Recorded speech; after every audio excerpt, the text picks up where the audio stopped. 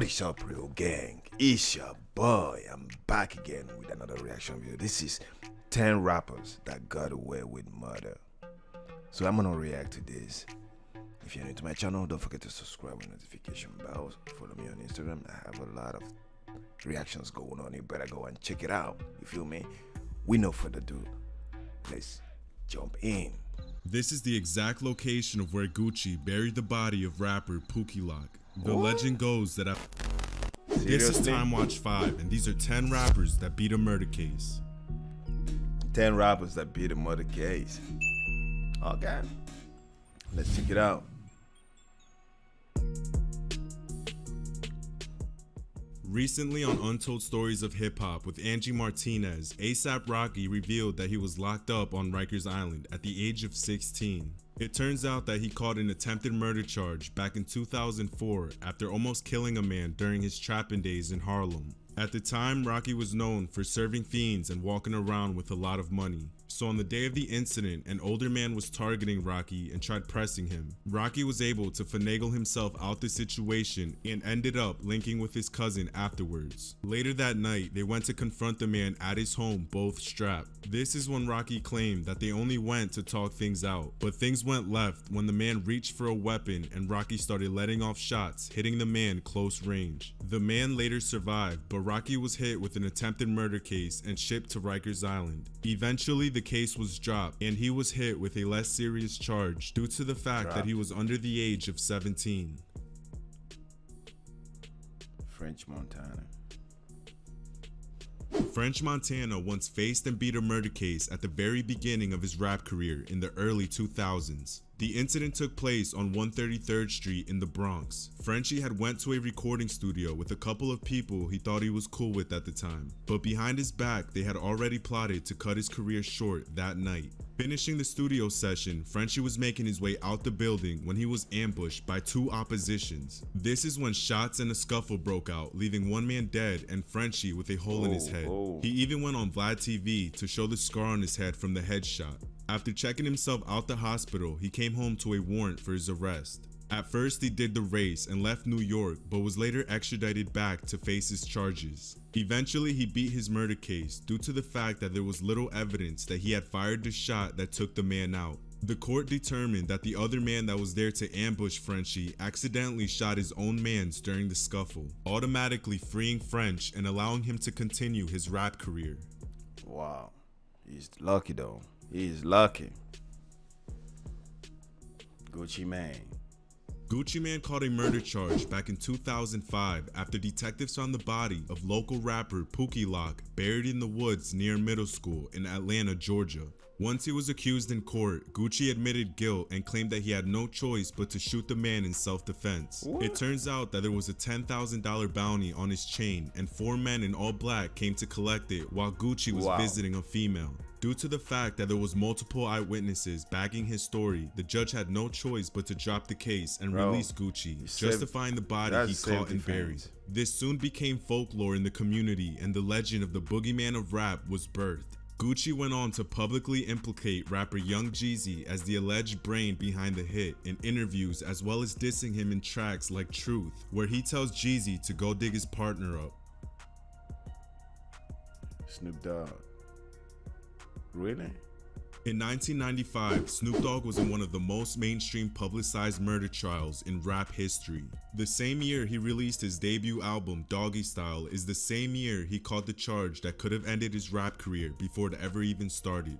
It was 1993 and Snoop was 21 years old when he had a heated altercation with a rival set in LA. At first they were able to separate without it getting too serious, but later that same day, Snoop and his bodyguard at the time ran into the same oppositions in broad daylight at a park.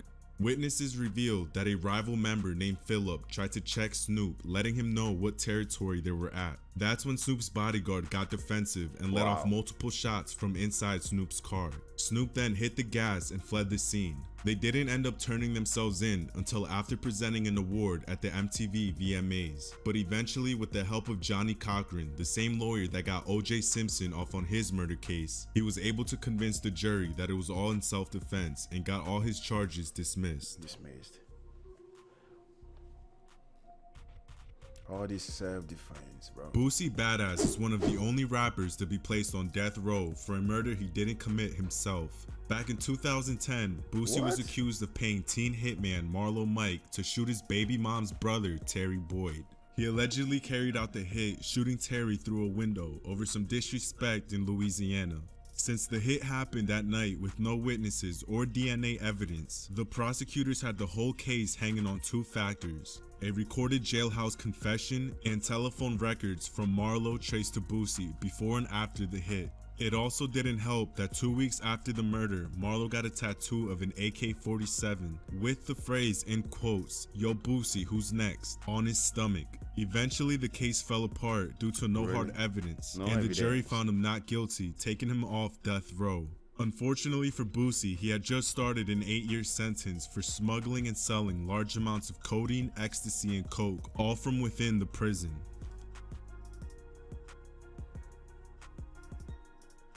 Was this Arab? In 2005, A.R. Ab faced a life sentence for the murder of Desmond Hawkins. The incident involved retired rapper Cassidy and happened outside his home in Philadelphia. Cassidy was also charged with murder for allegedly escalating the shootout and supplying the weapons. At the time, Ab was around Cassidy a lot as his enforcer, which was a problem for people that were used to pushing Cassidy around. So the night of the incident, Hawkins and his crew were out looking for Ab in retaliation for an altercation that took place earlier that day. They ended up going to Cassidy's house, knocking on his door. This is when Cassidy informed them that he was out back, basically causing the shootout to happen. This left A.R. Ab no choice but to strap up and get busy and go shot for shot with Hawkins and his crew. When the smoke cleared, Hawkins was left on the floor and 2 of his mans were left injured. A.R. Ab remained unscathed but now had a murder case on his hands. He ended up taking it to trial for 2 years and beat it, claiming it was self-defense. But unfortunately for Cassidy, he was found guilty for involuntary manslaughter and was sentenced to 11 months in prison for escalating the incident. 11 months. Oh, he's lucky, bro. In 2014, Albie Al was accused of throwing a teenager off a bridge into the Hudson River after getting shot by his cousin. What? Seriously?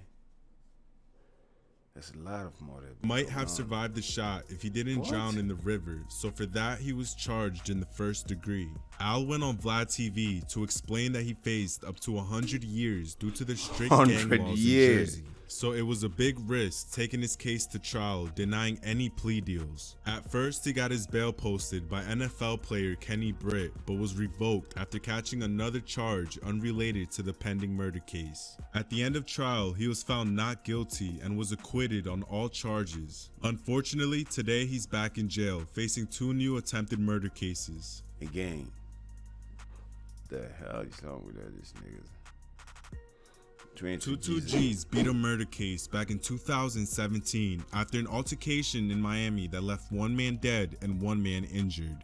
The Brooklyn rapper was down in Miami Beach with a couple of his associates for a performance. Things then went left when they kept bumping into a stranger's Buick trying to parallel park into a spot. The owner of the Buick and his friend both noticed and confronted them about the marks they left on their car.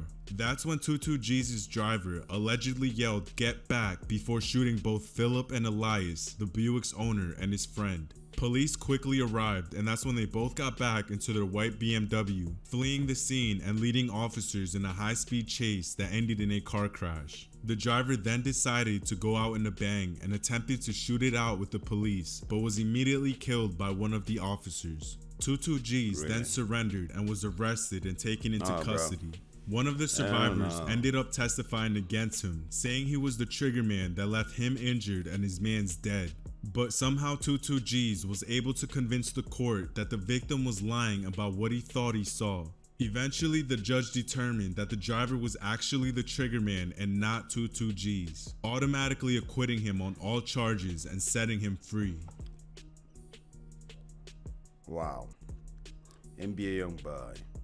In 2016, NBA Youngboy was snatched up by U.S. Marshals right before a performance in Texas and extradited back to Louisiana to face 2 attempted murder charges. Youngboy was accused of being the trigger man in a drive-by alongside 3 of his teenage associates. He allegedly pulled up on a crowd of oppositions, got out the car, and let off multiple shots before getting back in and fleeing the scene. One of his associates was hit in the neck, and soon after, the driver crashed the car. That's when they all got out and ran off on foot before police ever arrived. At first, just the associate that was hit in the neck was charged, but eventually everyone involved was picked up one by one. In court, NBA YoungBoy was honest about the drive-by and pled out to a lesser charge of aggravated assault. The judge told him that he was fortunate that he had bad aim since no one he shot actually died. And for that, she sentenced him to a suspended 10-year term, meaning he will serve the 10 years outside of prison as long as he doesn't catch any new cases. Okay. The baby. In 2018, the baby beat a murder case just a few months before his career took off and went platinum. He was charged with the murder of 19-year-old Jalen Craig during an altercation inside of a Walmart. The baby claimed that he shot him in self-defense after he noticed Jalen reaching for a weapon. At the time, why are all these niggas killing people, you know? At the end, self-defense, all these murders, bro. What is gun shit? Time of the incident, he was shopping with his 2 children and his baby's mom. Feeling like What? his whole family was at risk, he immediately pulled out his own weapon and fired on Jalen close range. He was later arrested, with prosecutors seeking a murder charge, but eventually the case fell apart and was dismissed due to a key witness not being available. Prosecutors settled with charging him with a misdemeanor for carrying a concealed weapon and ended up sentencing the baby to 12 months of unsupervised probation, allowing his career to blow up shortly after. Really? This is the exact location of where Gucci buried the body of rapper Pookie Lock. The legend goes that after shooting it out with 4 henchmen, he dragged Pookie Lock through these woods and buried him the same night, then returned to his date to finish his night, becoming the boogeyman of rap.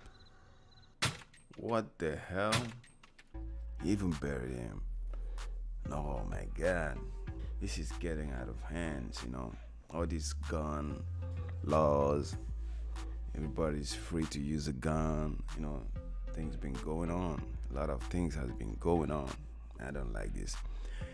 Anyways, I hope y'all enjoyed this video. Don't forget to smash the like button, subscribe, follow me on Instagram, subscribe to my other channels too. Thank you guys for watching and see you in the next video. Peace out.